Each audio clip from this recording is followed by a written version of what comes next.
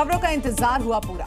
आपकी पसंद, आपकी खबर, न शोर न हंगामा, बात होगी इधर की न उधर की। शाम 7 बजे बात पते की। नमस्कार, मैं हूं आपके साथ शिवांगी ठाकुर।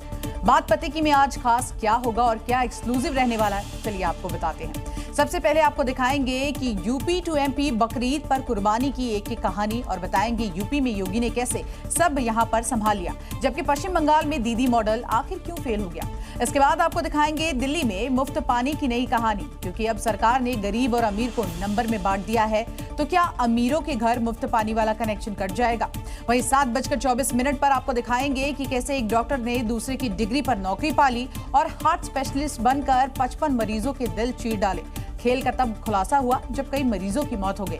इसके साथ साथ 7:30 पर आपको दिखाएंगे कि कैसे मथुरा में सिक्योरिटी संभालने वाली कंपनी ने बांके बिहारी के धाम में बाउंसर वाला बिजनेस ही शुरू कर दिया। वीआईपी दर्शन का प्रचार करके रेट फिक्स कर दिया, लेकिन योगी फोर्स से बाउंसर के जो बिजनेसमैन है वो बिल्कुल भी बच नहीं पाए। पूरी खबर आपको दिखाएंगे, तो आइए शुरुआत करते हैं बात पते की। बकरीद पर मुख्यमंत्री योगी ने जो लकीर खींची थी, उत्तर प्रदेश ने किसी ने भी उस लकीर को पार करने की कोई भी जरूरत नहीं की है।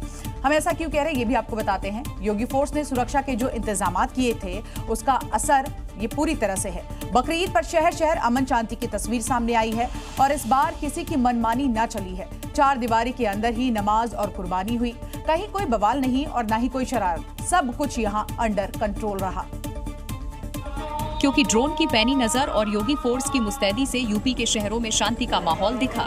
हालांकि अलीगढ़ में मुस्लिमों ने लोगों को भड़काने की भी कोशिश की, नमाज के बाद सड़कों पर भी आए, लेकिन योगी फोर्स की मुस्तैदी से किसी तरह की अप्रिय घटना नहीं हो सकी। हम जैसे हम और लोगों की आस्था का ख्याल रखते हैं, ऐसे लोग हमारी आस्था का ख्याल रखें। क्या बात है, हम अपना मजहब थोड़ी छोड़ सकते हैं। एक मिनट में हाथ हो जाती है, तो फिर हमारी भी भावनाओं का ख्याल रखें। और ये मुसलमानों के ऊपर किया यार, आप बिल्कुल देखते नहीं हो आप कि पहले के 15 मिनट के लिए नमाज होती है और ये रोकर आगे करते हैं, क्या मतलब इसका।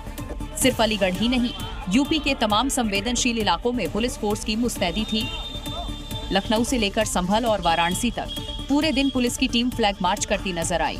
चप्पे चप्पे में सुरक्षा के पुख्ता इंतजाम किए गए थे और ड्रोन से निगरानी रखी जा रही थी। संभल और चंदौसी जो हमेशा विवादों में रहता है, वहाँ भी 4 दीवारी में नमाज और कुर्बानी हुई। व्यवस्था है तो 4 दीवारी के अंदर है, वो भी 4 दीवारी के अंदर, तो सब अंदर ही काफी जगह खाली पड़ी है इस बार। बाकी तो वहाँ जो छोटी दीवार हुई वो भी बाउंड्री के 4 दीवारी के अंदर हुई। बकरीद के मौके पर योगी सरकार की सजगता और इंतजाम का ही असर है। यूपी में शांति का माहौल है। और अब हम आपको बकरीद पर नमाज का दीदी वर्सेस योगी मॉडल दिखाते हैं, क्योंकि एक तरफ पश्चिम बंगाल की राजधानी कोलकाता में सड़क पर नमाज की गई, तो वहीं दूसरी तरफ यहाँ उत्तर प्रदेश में मस्जिदों में शांतिपूर्ण नमाज अदा की गई। नमाज की ये 2 तस्वीरें अलग अलग सियासी मानसिकता को दर्शाती है। एक तरफ जहां कोलकाता में रोड पर ईद की नमाज की गई, तो वहीं दूसरी तरफ यूपी में बेहद शांतिपूर्ण ढंग से ईद की नमाज या तो मस्जिदों में हुई या 4 दीवारी में, ताकि किसी को असुविधा न होने पाए। दरअसल इस बार कोलकाता के रेड रोड पर भारतीय सेना की पूर्वी कमान ने ईद की नमाज की अनुमति नहीं दी थी, लेकिन इसके बावजूद ममता बनर्जी की खिलाफत कमेटी ने उसी स्थान पर नमाज की सुविधा प्रदान की और ये बता दिया कि वो विशेष समुदाय के वोट बैंक के लिए नियम कायदा कुछ नहीं मानती। अभी हम देख रहे हैं कि हालांकि नमाज का जो समय है वो 8:30 बजे के बाद ही है, लेकिन पहले से ही ये रास्ता रेड रोड बंद कर दिया गया है। रेड रोड कोलकाता का वो जगह है जहां पर गणतंत्र दिवस का परेड होता है। दूसरी तरफ यूपी में सड़क पर नमाज की सख्त पाबंदी थी। योगी सरकार ने ये क्लियर कर दिया था कि नमाज मस्जिदों या 4 दीवारी में हो, इसलिए शहरों में शांतिपूर्ण ढंग से नमाज हुई। लोगों ने एक दूसरे से गले मिलकर भाईचारे की ईद मनाई। यानी एक तरफ पश्चिम बंगाल में नमाज का दीदी मॉडल, जहां खुलेआम नियमों की धज्जियां उड़ाई गई, और दूसरी तरफ यूपी में नमाज का योगी मॉडल, जहां शांतिपूर्ण ढंग से तय नियम के तहत नमाज अदा की गई। बिहार में भी बकरीद के दौरान नमाजियों ने पटना जंक्शन जाने वाले 3 नंबर गेट के सामने नमाज अदा की, जिससे सड़क बंद हो गई और यात्रियों को काफी असुविधा हुई, जबकि ये गेट रेलवे स्टेशन के प्लेटफॉर्म पर जाने का सबसे नजदीकी रास्ता है।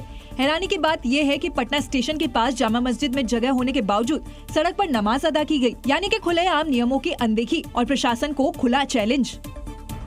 उधर असम में बकरीद के दिन हिंदुओं को खुलेआम धमकी दे डाली गई। आपको बता दें, मुस्लिम युवक ने सोशल मीडिया पर एक वीडियो डाला जिसमें हिंदुओं के खून बहाने की बात कही, सरेआम काटने की धमकी भी देता हुआ ये नजर आया। बकरीद के दिन मियां भाई गाय बकरी के साथ साथ हिंदुओं के खून बहाने की बात कर रहे हैं। मियां भाई का क्या हुआ वो आपको बताएंगे, लेकिन पहले उनकी धमकी सुनिए। दादा भूल হৈছে দে, ক্ষমা কৰি দিব। হিন্দু মুছলিম লৈ ভিডিঅ' আৰু নবনাও দে, চৰি। ভাবিছ নেকি তহঁতৰ ওচৰত মই ক্ষমা খুজিম ন, মাফ খুজিম? মনত ৰাখিবি, মিয়া মানুহক দেখি পাইছ, বন্ধু বান্ধৱ দেখি পাইছ, মিয়া মানুহৰ লগত কথা পাতি পাইছ, ৰাস্তা ঘাটত যাওঁতে আহোঁতে মানে দেখা পাইছ। এতিয়ালৈকে মিয়া মানুহক চিনি পোৱা নাই। মিয়া মানুহে বছৰে বছৰে ঈদত কোম্পানী দিয়ে, এইটো গম পাওঁ দিলে গৰু ছাগলীৰ নিচিনা।